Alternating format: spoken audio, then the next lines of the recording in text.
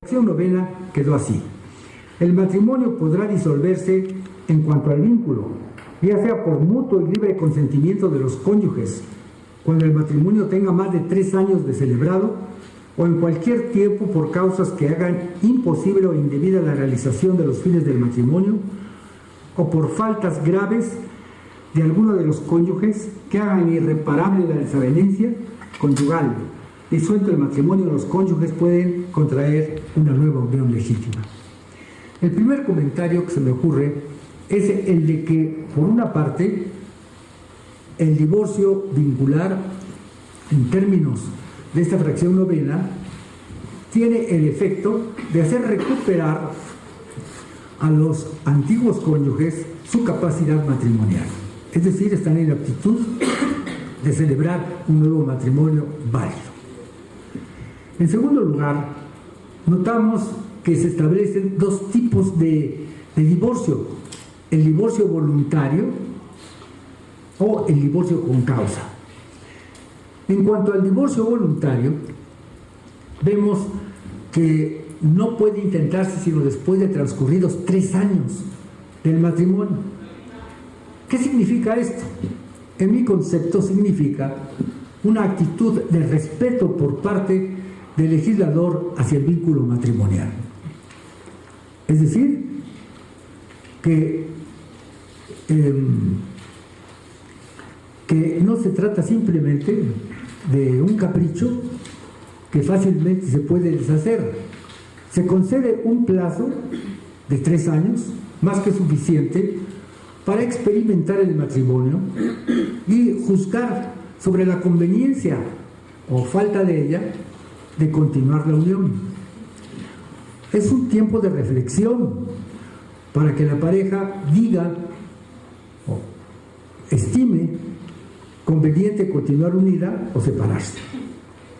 Por otro lado,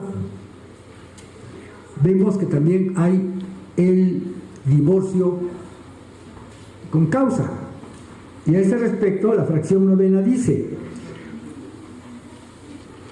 que por causas que hagan imposible o indebida la realización de los fines del matrimonio, o por faltas graves de alguno de los cónyuges que hagan irreparable la desavenencia conyugal.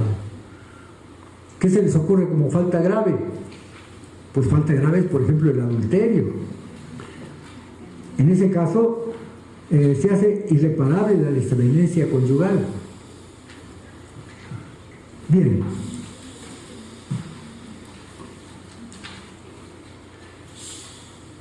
¿En qué razones funda o justifica, de qué manera justifica esta ley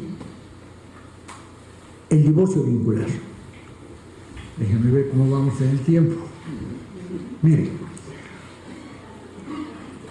en la exposición de motivos tiene varios párrafos que me hubiera gustado analizar, pero voy a referirme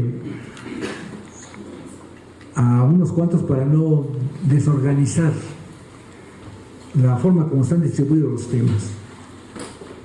En el párrafo 5 de la exposición de motivos de esta ley se dice que, admitiendo el principio establecido por nuestras leyes de reforma de que el matrimonio es un contrato civil formado por la espontánea y libre voluntad de los contrayentes, es absurdo que deba subsistir cuando esa voluntad falta por completo, o cuando existan causas que hagan definitivamente irreparable la desunión consumada ya por las circunstancias. Es decir, las circunstancias pues ya hacen evidente la desunión de esa pareja.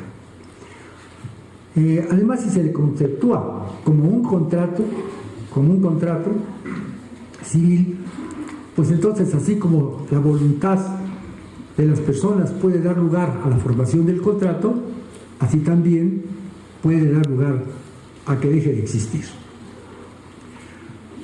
El párrafo 7, que por otra parte el divorcio por consentimiento mutuo es un medio discreto de cubrir las culpas graves de alguno de los cónyuges por medio de la voluntad de ambos para divorciarse, sin necesidad de dejar sobre las respectivas familias o sobre los hijos la mancha de la deshonra. Chale. Bueno,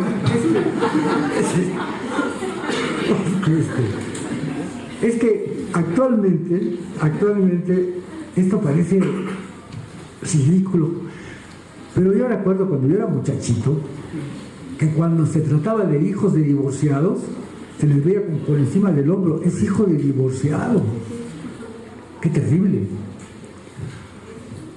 Ahora el divorcio pues casi es el deporte nacional, porque todo el mundo se divorcia y más en una ocasión. Entonces, por eso, sin embargo, miren, aquí también puede verse esto. ¿Recuerdan qué bonito razona Plañol la cuestión del divorcio voluntario? Dice, no es un divorcio sin causa. Si no hubiera causa tampoco habría divorcio. Generalmente es un divorcio cuya causa se quiere ocultar. Así, por ejemplo, en el caso del adulterio, muchas veces, pues el marido, por ejemplo, que ha sido engañado, y quiero decirles que el adulterio, maestra, de la mujer es más grave que el adulterio del hombre. Por eso. ¿No lo creen? Miren, los romanos eran muy sabios. ¿Saben qué decían? Que el adulterio de la mujer trae sangre nueva al hogar. Y eso es cierto. El hombre puede tener un hijo y a nadie se le va a ocurrir decir que el hijo que tuvo una señora que vive en Lindavista es hijo de esta señora que vive aquí en Copilco.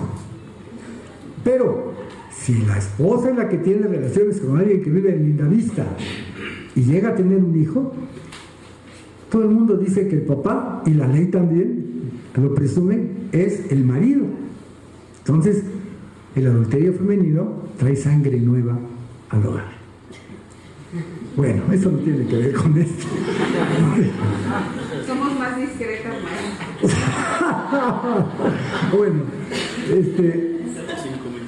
y es cierto que se quiere ocultar muchas veces la causa del divorcio. Yo creo que muchos hombres, por ejemplo, pues ya no quieren a su mujer y no se sienten heridos sentimentalmente por el adulterio femenino. Lo que les duele es que se sepa, porque la mujer que sufre el adulterio del varón es una víctima, pobrecita. El hombre que sufre el adulterio de su mujer, no sé cómo decirlo, pero eso es una cosa verdaderamente grave. Entonces, bueno, caray, hay otra, octavo, noveno, la 12. Lo que voy a hacer es que vamos a sacar unas copias en el seminario y las ponemos a disposición de los maestros. Bueno, ahora está el segundo de los artículos. Esta ley que establece el divorcio en 1914 no regula el divorcio, no lo regula, simplemente autoriza a los gobernadores a que introduzcan en sus legislaciones locales el divorcio. Dice así, el segundo de los artículos. Artículo segundo. Entre tanto se establece el orden constitucional en la República, los gobernadores de los estados quedan autorizados para hacer en los respectivos códigos civiles las modificaciones necesarias a fin de que la ley pueda tener aplicación. Miren ustedes cómo lo dice. Se autoriza a los gobernadores de los estados. ¿Por qué no a las legislaciones de los estados, que son los que elaboran las leyes principalmente y tienen la principal tarea en eso de la expedición de las leyes? Porque en muchos estados, incluso en aquel momento, no existía un poder legislativo organizado.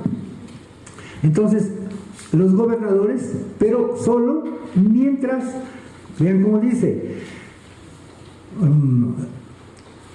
hasta en tanto se establece el orden constitucional en la República, lo cual quiere decir que una vez que se haya establecido, entonces sí es posible que se haga de manera regular.